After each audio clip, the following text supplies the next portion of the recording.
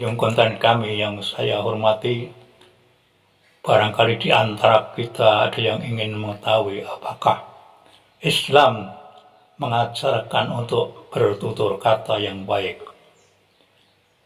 Simaklah dan ikutilah apa yang akan saya sampaikan. Allah berfirman, ya ayyuhalladzina amanu taqullaha wa qulu qawlan sadida. Wahai orang-orang yang beriman, bertakwalah kamu kepada Allah dan ucapkanlah perkataan yang benar. Al-Ayat 70, An-Nisa 9.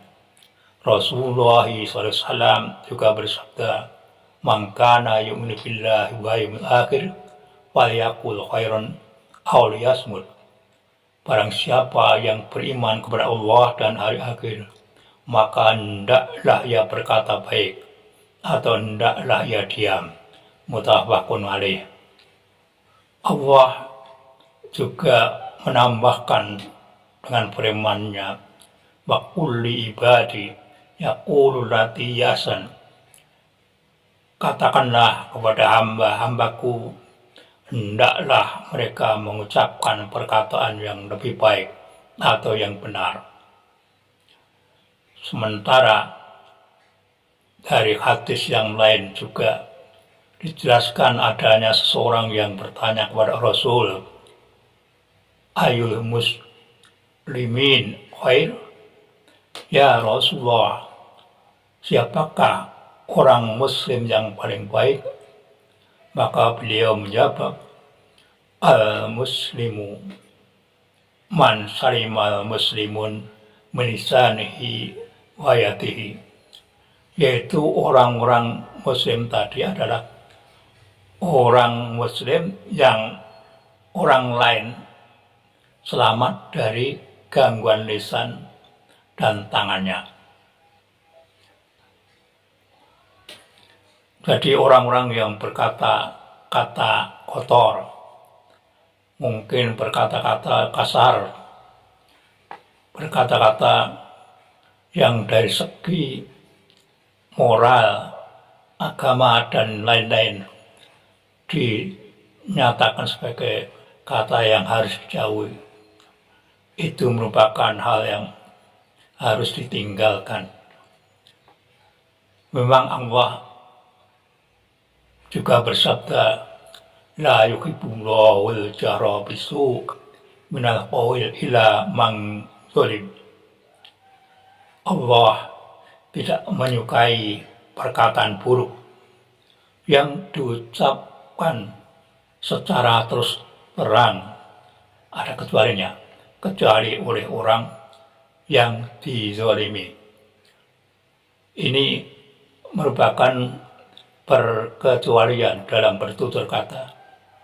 Jika seorang dizalimi, bisa saja, tetapi sebaiknya tidak dilakukan, yaitu mengucapkan kata-kata yang mungkin tergolong kotor, tergolong tidak etis. Ini berdasarkan firman Allah tadi.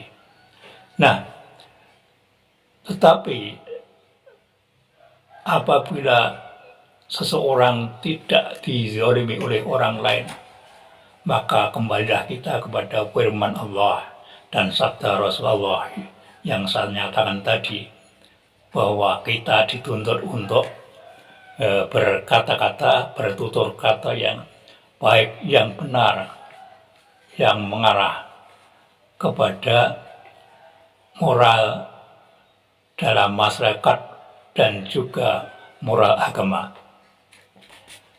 Ingatlah bahwa sebenarnya orang yang berkata atau yang melakukan sesuatu itu selalu dalam pengawasan malaikat. Allah mengatakan, ma yalfidu min qaulin illa ladaihi raqibun atid. Tiada suatu kalimat pun yang diucapkan melainkan ada di dekatnya malaikat pengawas yang selalu hadir. Surat Qaf 18. Jadi hati-hatilah bahwa tetap ada pengawasan yang dilakukan oleh malaikat yang dekat dengan kita. yang kita kenal dengan Raqib dan Atid, supaya mencatat setiap apa yang kita ucapkan dalam kehidupan sehari-hari kepada siapapun ucapan atau perkataan tadi kita lakukan.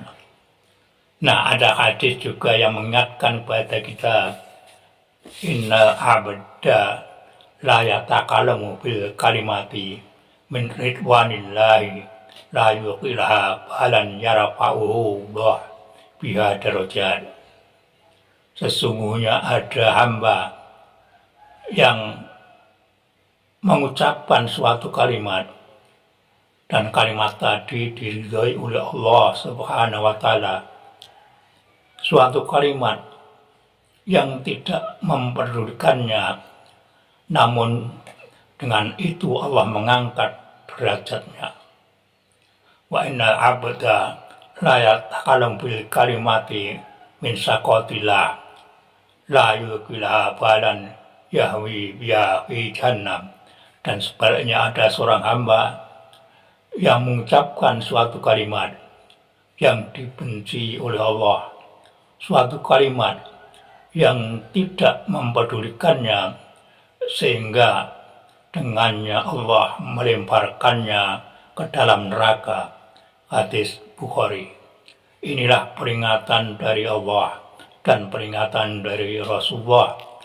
Jangan sampai kita gegabah dalam bertutur kata, karena ternyata ada satu kalimat yang bisa mendatangkan murka Allah, sampai Allah akan melemparkan kita ke dalam neraka. Tapi kebalikannya, ada suatu kalimat yang disanjung di Allah, yang menyebabkan derajat kita diangkat oleh Allah Ta'ala. Nah, semoga kita berhasil mendidik diri kita, mengarahkan diri kita, supaya dalam bertutur kata selalu dalam firman Allah, selalu dalam sabda Rasul, yaitu bertutur kata yang baik, yang benar, yang diridhai oleh Allah Ta'ala. Amin.